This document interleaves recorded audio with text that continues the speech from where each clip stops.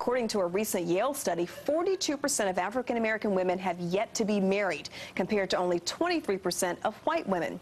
Our next guest says it's time to shine a light on the positive black marriages. Lori Jones Gibbs is the author of Yes, I Would Marry Him Again.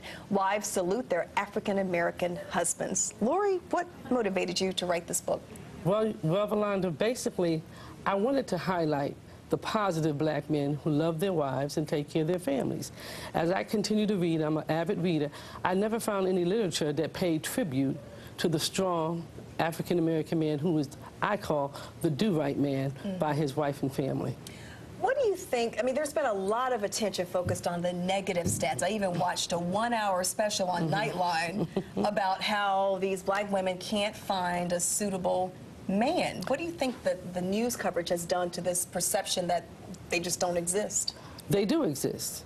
And part of the charge that I'm trying to do with this book and the other 30 women who are in this book is create a national conversation about the good black man. As I walk around and talk to black women and white women in general, how many no good black men do you know compared to how many good black men you know? The numbers to me, in my informal research, for every one black man that may not be of par, I know more than 250, close to 1,000. But we have not verbalized that.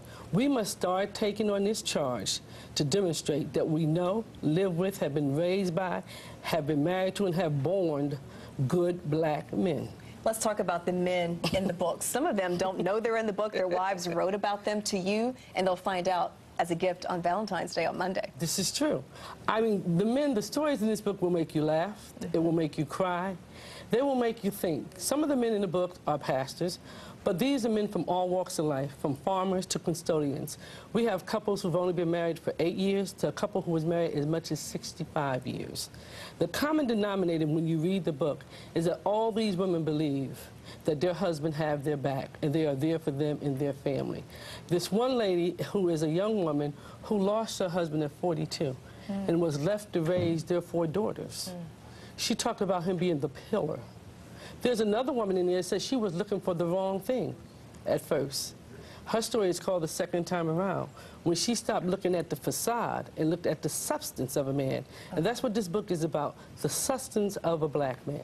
And you talked about how you, before we started taping, you want to continue this, to make it broad and just talk about good men in general. Yes, it starts with African American. Why? Because I happen to be an African American woman. But this book can be appreciated by all walks of life.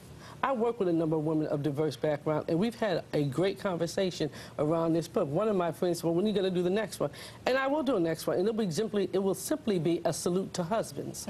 But with all the ironies that are on black men, I felt I needed to start with saluting African-American husbands first. And some of the husbands that you feature are from right here in our area, as well as from around the country. Including my husband. Yeah.